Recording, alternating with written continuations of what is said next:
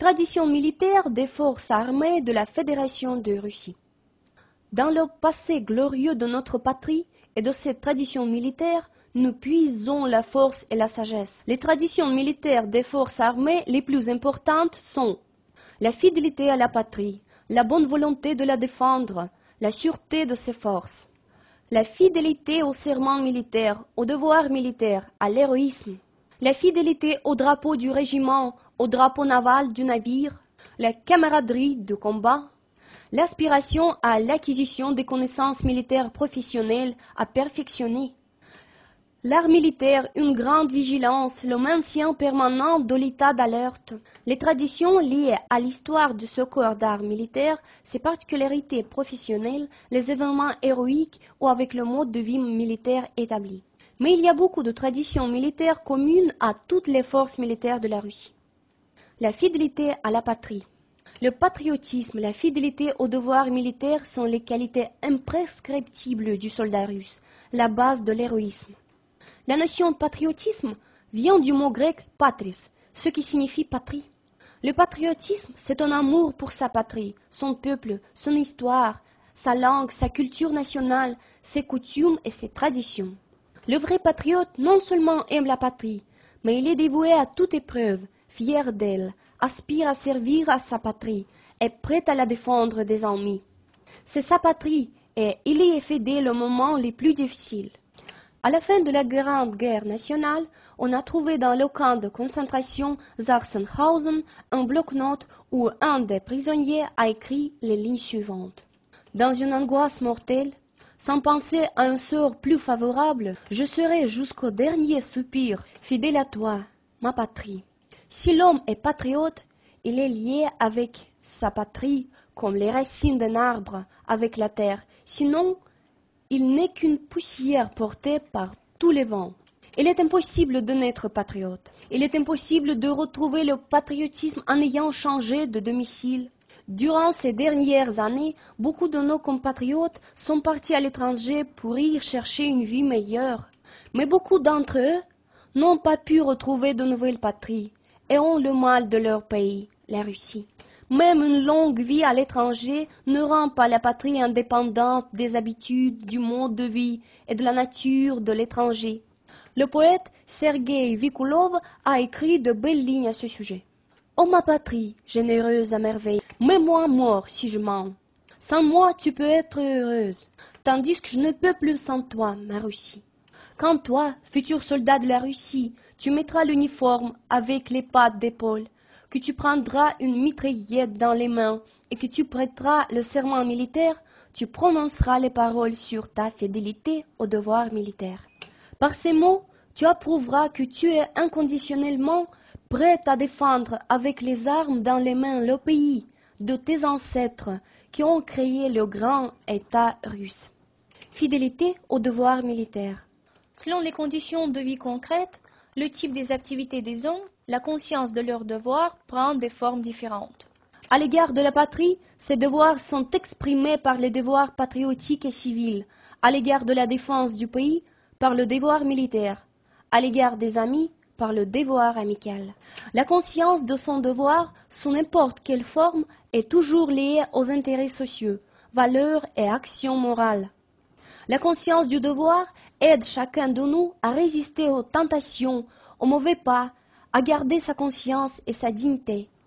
Nous avons tous une seule encre dont on ne peut jamais se décrocher même si on le veut bien. C'est la conscience de son devoir. L'accomplissement du devoir montre le vrai visage de l'homme, dévoile les qualités morales de la personne. Ce n'est pas un hasard qu'on dit « Tâche d'accomplir ton devoir et tu seras ce que tu as en toi-même ». Le jeune homme est responsable de la défense solide de notre terre, notre peuple, notre culture, des gens proches et aimés, c'est-à-dire de toute notre patrie. La sécurité de la patrie dépend beaucoup de la profondeur et la force des sentiments patriotiques de ses défenseurs.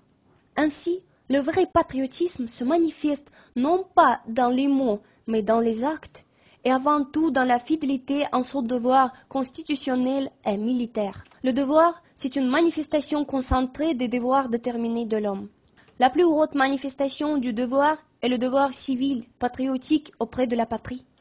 Si chaque homme comprend ses devoirs sociaux comme ses devoirs personnels et les met en œuvre, cela signifie qu'il accomplit son devoir social. Sans cela, la vie normale d'une société, groupe, famille et même de chaque homme isolé est impossible. Le devoir militaire, c'est la norme morale et juridique de la conduite de l'homme militaire. Il est déterminé par les exigences de la société, de l'État et par la destination des forces armées.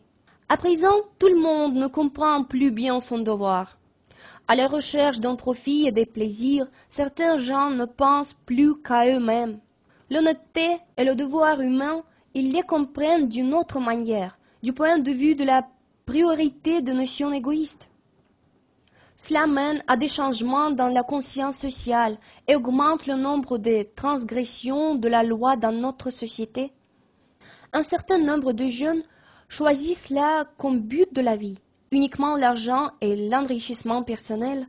Certains d'entre eux font tout leur possible pour éviter d'accomplir leur devoir militaire. Ceci a un effet néfaste sur le pays, aussi bien que sur ces jeunes hommes. Chaque jeune homme doit comprendre que le devoir militaire, ce n'est pas une suggestion, mais une exigence immanquable de notre société. Le service à l'armée ou à la marine n'autorise pas de conditions du type « je ne veux pas, je ferai pas ça ». Les « je veux » ou « je ne veux pas » doivent être soumis au « il faut »,« je dois » sociaux. Le devoir militaire, par rapport aux autres types de devoirs sociaux, a des obligations morales supplémentaires qui sont propres à la mission des forces armées. Ce n'est pas facile d'accomplir le devoir militaire, mais malgré toutes les difficultés survenues, il doit être consciemment accompli. Pokrishkin a de l'aviation 3 fois héros de l'Union soviétique a dit sur ce sujet.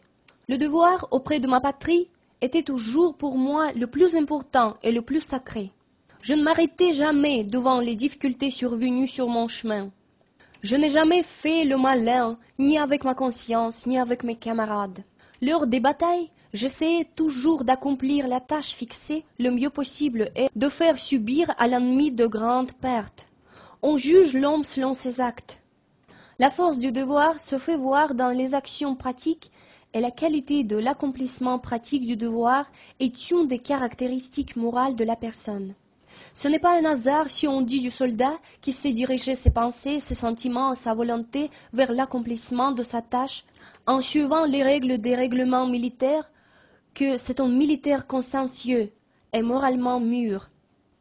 Qu'est-ce qui signifie pour un militaire russe être fidèle au devoir militaire dans les conditions modernes? On trouve une bonne réponse à cette question dans la loi fédérale Statut des militaires. Défense de souveraineté de l'État et du territoire de la Fédération de Russie, la sauvegarde de la sécurité de l'État, le refoulement, aussi bien que l'accomplissement des tâches en conformité avec l'obligation internationale de la Fédération de Russie, font le fond du devoir militaire qui oblige les militaires à être fidèles au serment militaire, servir avec abnégation leur peuple, défendre courageusement leur patrie, observer rigoureusement la constitution de la Fédération de Russie et les lois de la Fédération de Russie, règles des règlements, accomplir les ordres des commandants, tenir à l'honneur et à la gloire militaire des défenseurs du peuple, à l'honneur du titre militaire et à l'amitié de l'armée, perfectionner son art militaire, tenir en état d'alerte les armements et le matériel de combat, garder le matériel militaire, être discipliné, vigilant, garder le secret d'État et militaire, respecter les principes et les normes du droit international et les accords internationaux de la Fédération de Russie. Le soldat fidèle à son devoir militaire connaît bien toutes ces exigences et les suit toujours dans toutes ses affaires et ses actions. Le vrai citoyen, soldat, patriote, se rappelle toujours de son devoir auprès de sa patrie et la considère comme la boussole de sa vie. L'histoire des guerres que les peuples de Russie ont été obligés de mener pour défendre leur patrie, c'est l'histoire de la vaillance et de la gloire militaire. Durant les années difficiles pour la patrie, on remarquait toujours l'élan de la moralité des Russes. On liait le mot patrie avec les notions de serment, devoir et exploit pour sa défense et son indépendance. En Russie, la violation du serment, la haute trahison était non seulement blâmée, mais châtiée cruellement. La guerre nationale de 1812 était un des exemples du patriotisme de masse des peuples de la Russie. Riches, pauvres, jeunes, âgés, c'est-à-dire tous les gens qui tenaient à la liberté et à l'indépendance de la patrie, se sont levés pour la défendre. Mais c'est surtout pendant la Grande Guerre nationale, 1941-1945, quand on a décidé du sort de notre pays, qu'on trouve de vrais exemples du patriotisme et de la fidélité à la patrie. Pendant la Grande Guerre nationale, il y avait beaucoup d'exemples du sacrifice de soi des Russes. Quand le soldat couvrait par son corps l'embrasure du blockhaus, se faisait sauter avec une grenade parmi les ennemis. L'aviateur éperonnait l'avion ennemi ou dirigeait l'avion brûlant vers le rassemblement de l'ennemi. Le partisan préférait mourir au gibet que d'être traître. Pour le courage et le héroïsme manifestés au combat contre les fascistes, plus de 11 600 militaires ont été honorés de la plus haute décoration. Du nombre de héros de l'Union soviétique, et plus que 7 millions ont été décorés avec des ordres et des médailles. Même aujourd'hui, les soldats russes élevés selon les exploits des héros de la Grande Guerre mondiale respectent et reproduisent les traditions militaires de leurs pères, de leurs grands-pères. C'était comme ça en 1969 sur l'île d'Amaski, en 1979-1989 en Afghanistan, et plus tard en Tchétchénie.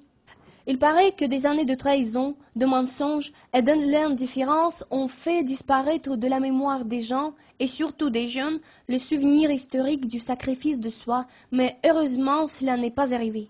L'exploit des parachutistes de la gare de Pskov en Tchétchénie a montré que les Russes d'aujourd'hui n'ont pas perdu la bonne volonté de mourir pour le bien des autres. Ils étaient 90 parachutistes qui ont barré la route aux bandes de Bassaïev et Katab sur une colline sans nom près du village d'Uluskert dans le passage Argunskoye en Tchétchénie. 90 héros ont accepté le combat inégal avec 2000 bandits armés des pieds à la tête. 84 soldats de garde ont péri mais n'ont pas laissé passer l'ennemi. On peut comparer cet exploit avec la bataille dans le défilé des Thermopyles de Troie spartiale contre les troupes perses qui allaient conquérir la Grèce.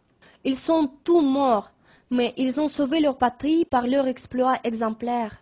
Près du village Uluskert, la compagnie de parachutistes de garde de Pskov est devenue immortelle. La femme d'un des parachutistes disparus a dit « Je veux que Alexei sache que je ferai tout mon possible pour que son fils ressemble à son père. »